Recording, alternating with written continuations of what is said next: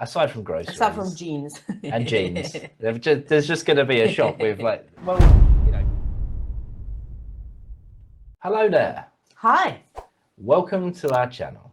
This is Alice. And this is Kai. And today we're going to be taking a look at how 4 ways British and American malls are very different. Let's have a look, shall we? Yes. I don't know what would be different. A mall's a mall, right? Yeah, that's what I'm thinking. You know, loads of clothes, maybe home just different stuff, style shops. food. I don't know. Like, what could be different? Like, at the end of the day, it's a shopping centre, isn't it?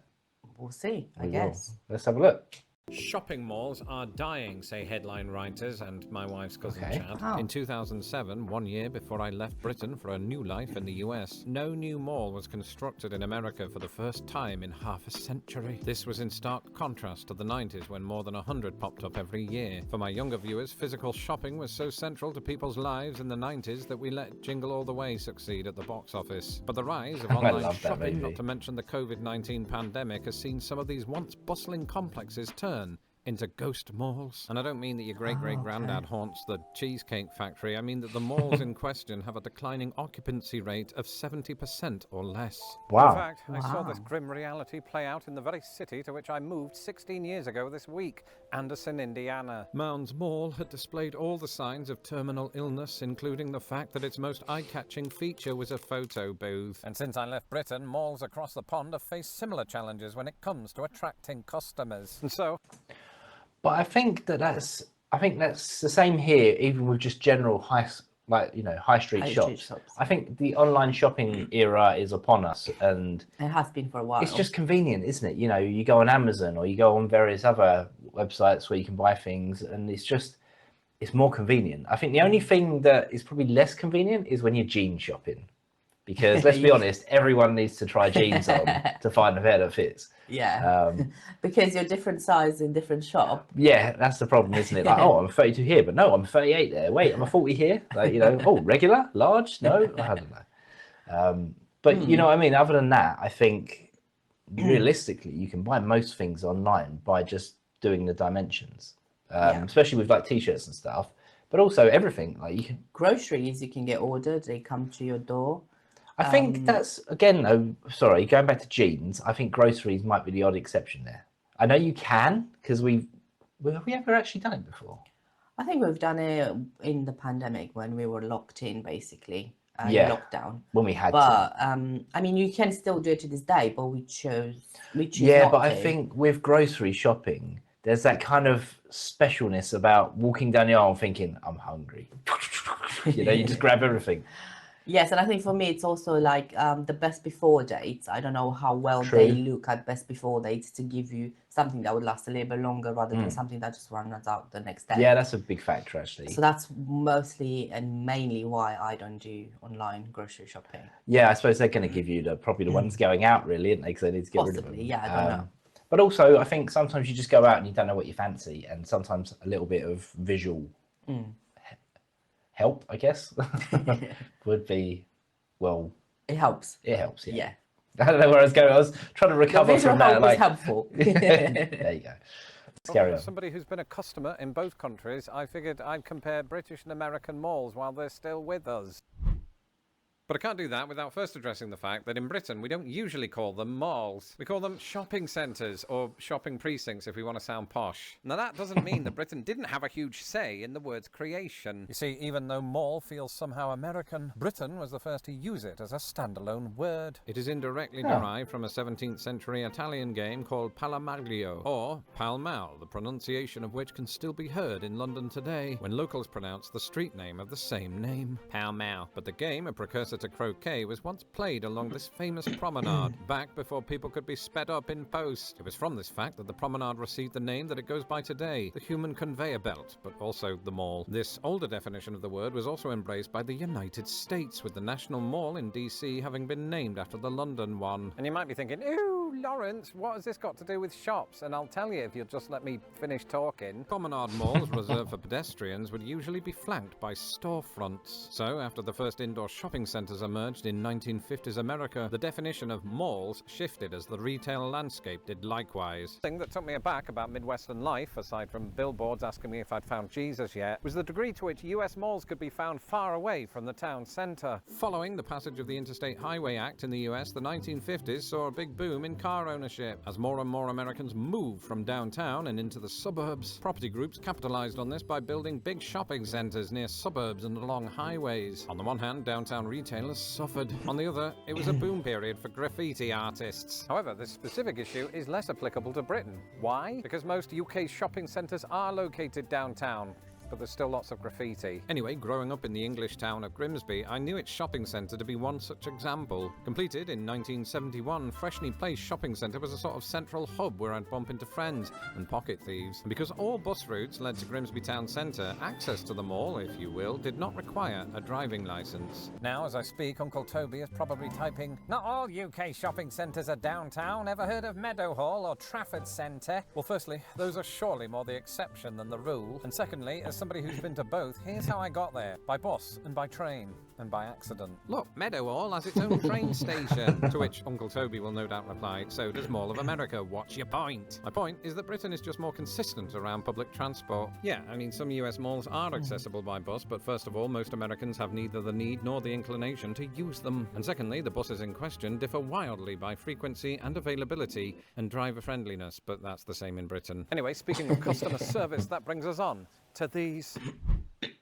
This video would be insanely rubbish if I didn't talk about the things for which malls are mostly known. The stores themselves, or shops as they're more widely known in Britain. Because teenagers are a key demographic, malls on either side of the pond usually have way too many clothing stores. From memory, H and or M is popular in both countries. However, Americans in Britain are just as unlikely to find an Old Navy as Brits in America are to find a Next. And the American discount store TJ Maxx was rebranded in Britain as TK Maxx to avoid confusion with the UK retailer TJ Hughes. Personally, after about 5 minutes in any of these, I'm usually ready for coffee. And while many UK shopping centres do have a Starbucks, America boasts only 6 Costa Coffees. That's the UK's #1 coffee chain. 5 of them are found in Atlanta for reasons that aren't quite clear. Perhaps it has something to do with the fact that Costa Coffee, a British company, is owned by the Coca-Cola Company, which originated and is headquartered in, you guessed it, Atlanta.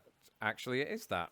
Anyway, back to the topic at hand. Remember a few minutes ago when I said this? But the rise of online shopping, not to mention the COVID-19 pandemic, has seen some of these once bustling complexes turn into ghost malls. Well, one other contributing factor in the demise of malls is the demise of anchor stores. What's an anchor store, Lawrence? An anchor store, often a department store, is a larger retailer with broad appeal. Think Macy's in the United States or Marks & Spencer in the UK. Since my move to the United States, both countries have witnessed the total collapse of major anchor tenants, often to the detriment of the mall in which they're housed. For instance, in 2009, the UK said goodbye to Woolworths, a division of the American Woolworth Company that went under in 1997. As somebody who left Britain in the wake of the Great Recession, I felt this one personally, because Woolworths was where I did my Christmas shopping every December 24th. And after moving to the birthplace of the Great Recession, I encountered Americans feeling... I've never seen one. We had one on our high street. Yeah, we had one on our high street. It was like right in the middle. And now, you know, it was kind of a sad time when that went. Nah.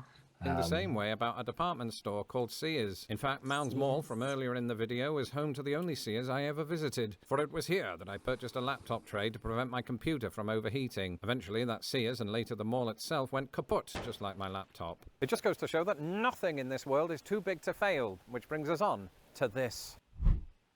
When discussing all of this on my secret live stream, a patron rightly suggested, I'm quite sure that Britain has nothing like Mall of America, even Trafford Centre in Manchester. Given that Mall of America is easily the largest mall in the US, I took this to mean Britain has nothing close to its size. But if I'm wrong, and the comment actually meant that Trafford Centre doesn't have a sea life aquarium, actually does. Anyway, since America does everything bigger is such a common refrain on this channel, I assumed that this extended to American malls in general. But unlike the Topshop logo, not everything is so black and white. First of all, America has a much higher concentration of strip malls, which surely brings down the average. Secondly, while America's 5 largest malls are all bigger than the UK's largest shopping centre, the UK's 3 largest would still make America's top 20. In other words, large shopping centres are justified in the UK, presumably because the country has more people per square mile than all but 4 US states. One of those states is New Jersey, home to American Dream Meadowlands, the second largest mall in America. And what I discovered about American Dream, not to mention Trafford Centre, is that in 2024, they are thriving. But wait, you might say, isn't that the exact opposite of a ghost mall? Which leads me to ask, is my wife's cousin Chad mistaken?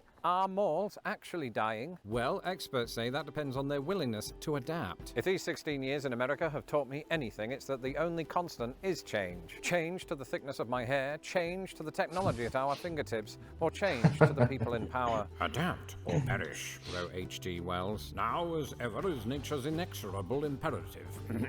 And while he isn't here to speak for himself, Wells was definitely talking about malls. You see, American Dream recognised the need to introduce a water park because that experience cannot be replicated online, and also because not enough people were turning up to Best Buy in flippers. And speaking of staying afloat, thank you for subscribing to Lost in the Pond, and if you haven't yet subscribed, do that now. Until the next time, goodbye.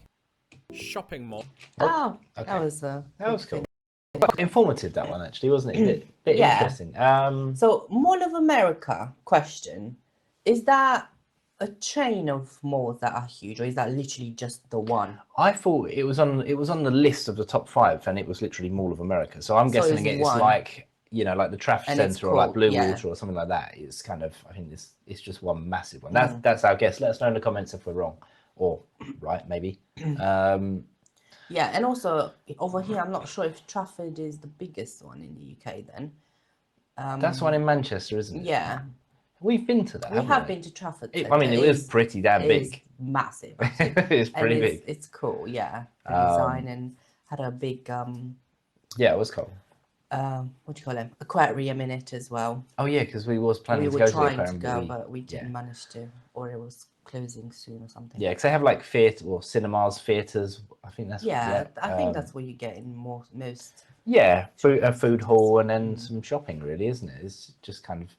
I mean, I know in our local town you can sort of see the decline a bit. Where I think I guess you could say that maybe it's online shopping is sort of taking its toll a little bit. Yeah. Because our town is sort of slowly deteriorating, isn't it? I would say. Yeah, some of them have moved about. One closed, another one came, but then a bunch of smaller ones have closed and nothing else came. Yeah, it's like the ones a bit further out. It's like the town's getting smaller, like kind of shrinking to the centre part. Is it like the ones on the shopping area? Yeah, that's it. The ones on the outskirts are just not really getting replaced, are they? Which is a shame, I guess, but it's inevitable, though. I think. Yeah. Ultimately, I think with the times. it's a digital world, isn't it? And I think we're going that way, and eventually everything will be that way. Aside from groceries. Aside from jeans. And jeans. There's just going to be a shop with like, well, you know, grocery stores do sell jeans in some cases.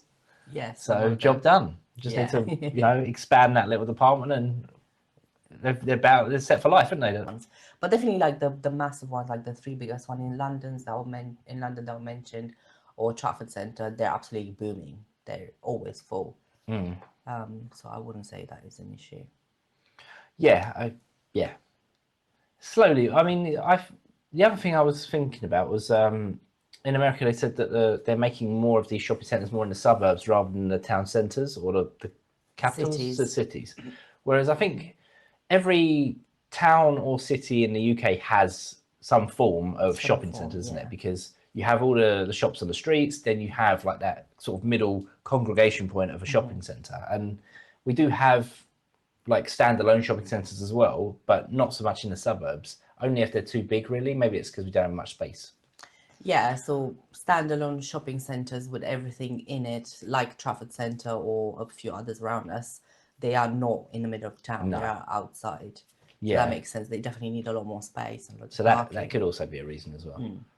Okay, well, we've probably gone on enough about shopping centres now. So maybe. Don't forget to like and subscribe, guys, if you made it this far, and we'll see you in the next video. Bye for now. Bye.